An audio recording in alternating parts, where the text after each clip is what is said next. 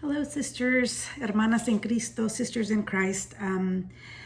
I was asked by our church leaders to speak on, during our Philippians study, to speak on Philippians chapter 3, verse 12 through verse 21, and just share what I learned and what helped me understand what was going on in these verses, and to share that with you guys. And so I wanted to start out by telling you that before reading just those verses, I like to read, I like to be in context and read the whole paragraph, the whole chapter, and also just kind of get an idea of what was going on in Paul's life while he was writing this letter. And so I read in the guided tour of my Bible, it says that Paul was at this point incarcerated, and he was just writing to the church of the Philippians, letting them know how joyful he was to be able to be their spiritual leader, right? And to for them to come to him, for questions and concerns. And I like to read, especially the verse right before, which is verse 10, where he says to the church, "I want to know Christ." And he says to them that he wanted to know him and become like him, and he wanted to suffer like him, and then somehow, it says, attain resurrection like him. And somehow was really important to me because, sorry, my son's running around in the background. Really important to me, the word somehow, because we really can't, right? We've already attained resurrection. We've already been given that gift.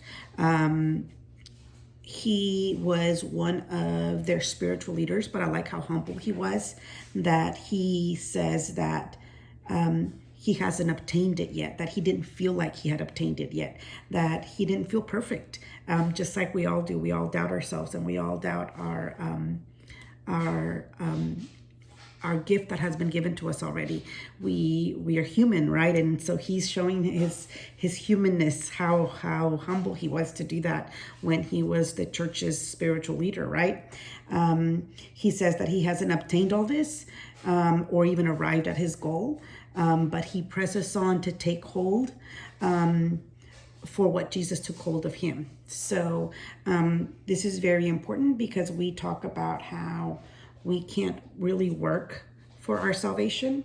And this reminds us again that there's a paradox. There's kind of like we can't work for it, but we are part of the work that has to happen, because there is work happening, which the work is really God in us, working to bring others to Christ.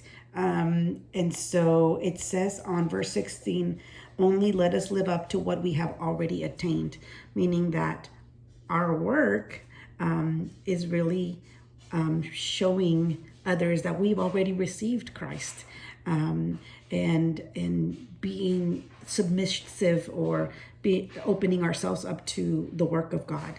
And so we can't truly work for salvation, but there is things that we can do to help aid us in understanding and remembering constantly that we have already received salvation, that Christ has already died on the cross for us, and that all we have to do is accept and receive and have blind faith in him.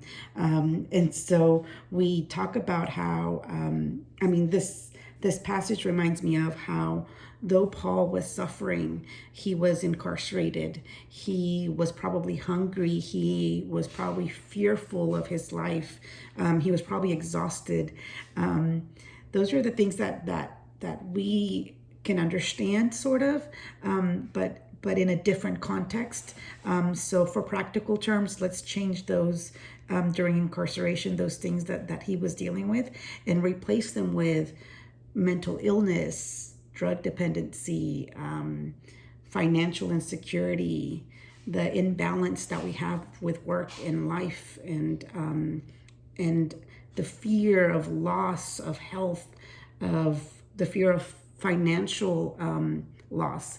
Those are the things that we live, that maybe Paul wasn't living with, but he was living with another form of it, right? A more storm-like form of it, more a scarier, I feel like, form of it.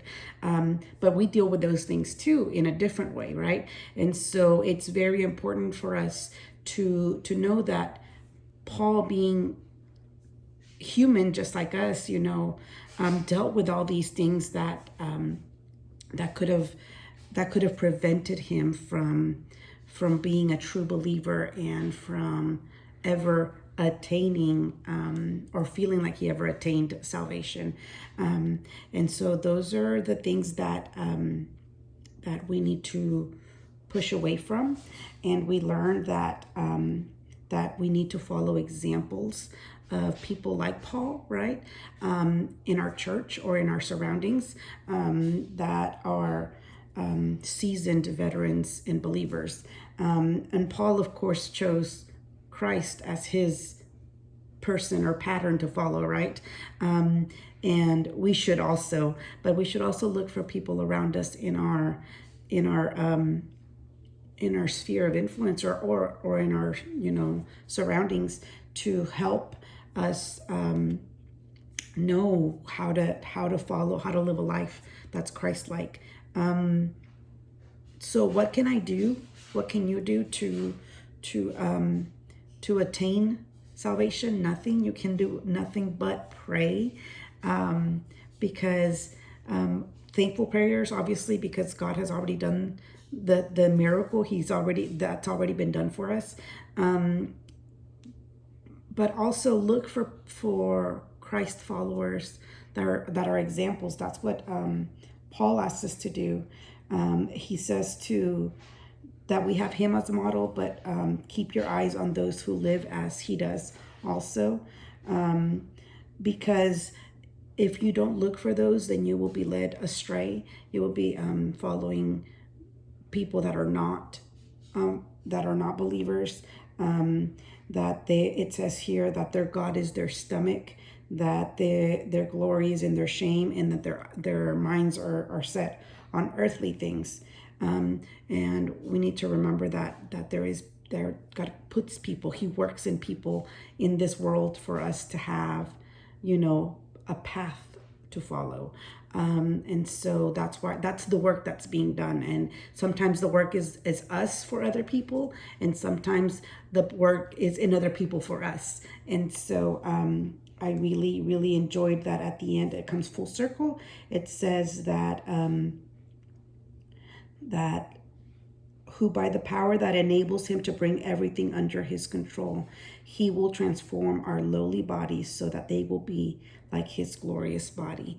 Meaning that just like Paul was able to overcome fear, overcome incarceration, overcome exhaustion, all those, earthly, things, deterrents that keep us from remembering that salvation has already been given to us.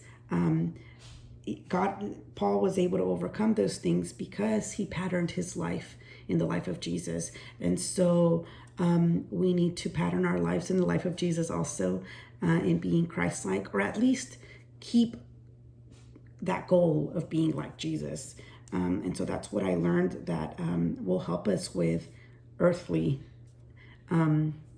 issues and storms and things that we are going through is keeping our eyes on the prize, and remembering that the prize has already been given, and remembering that modeling our lives after Jesus, after Paul, is a good way for us to attain the prize of salvation. And that's what I learned, guys. God bless you. Bye.